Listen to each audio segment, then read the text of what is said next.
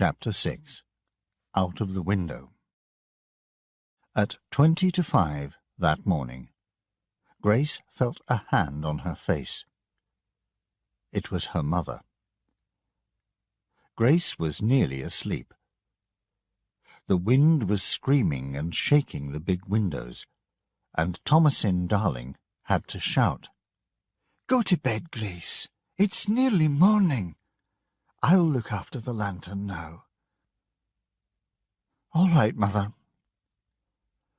Grace got up slowly and went downstairs to her bedroom.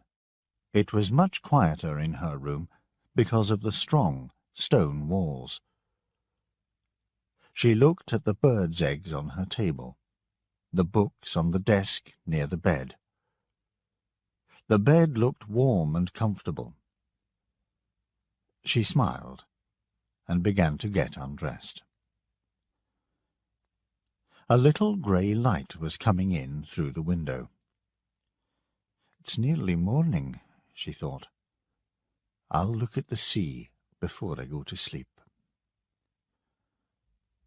She walked to the window and looked out. But she could see nothing because of the salt and rain on the glass. "It doesn't matter," she thought. "I'm too tired. I'll go to bed." But before she went to bed, she prayed.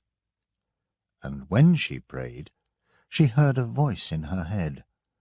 "Go to the window, Grace," it said. "Go and look out." So she got up, went to the window and opened it. The wind blew strongly into the room. It blew her hair across her face, and some books fell on the floor. In the grey morning light, Grace looked out across the sea.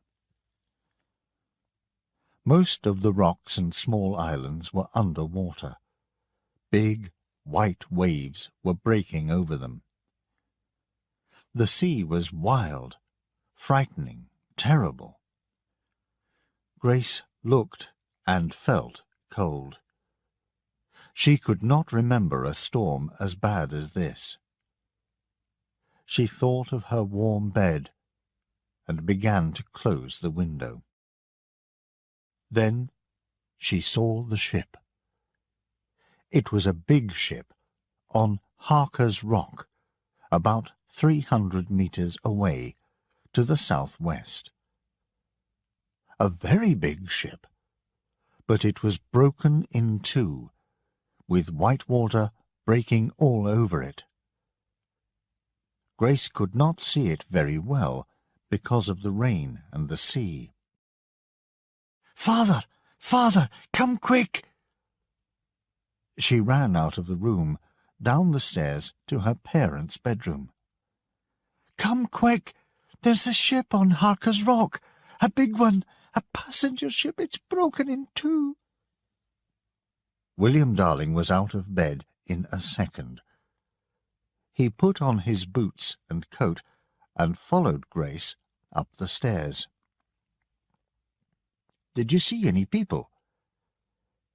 "No, Father, but it's difficult to see anything in this wild sea."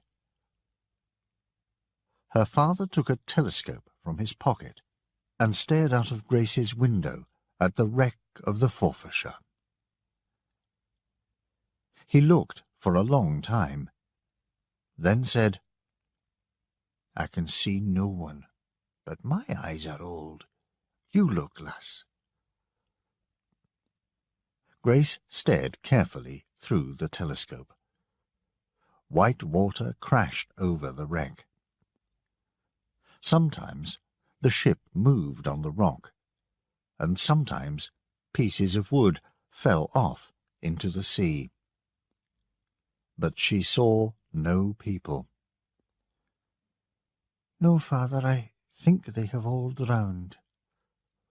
"Poor, poor people." "Yes, but it's a good thing too, William." Grace's mother was in the room now, and she was looking out of the window with her husband and daughter. "Why is that, Thomasin?" William asked her. "Why, because the boys aren't here, William. You couldn't take a boat out in that wild sea alone. No one could. If there are people alive on that ship now, you cannot save them, William." "I could go with him, Mother," said Grace quietly. "Not in a sea like that, Grace," her mother said. Her father said nothing. "We mustn't stop looking," said Grace. "If there is someone alive, we can't just leave them to die." And so, for the next 2 hours, Grace and her parents watched the wreck of the Forfarshire through the telescope. Slowly, daylight came, but they saw no people, only rain and waves and a broken ship in the wild, angry sea.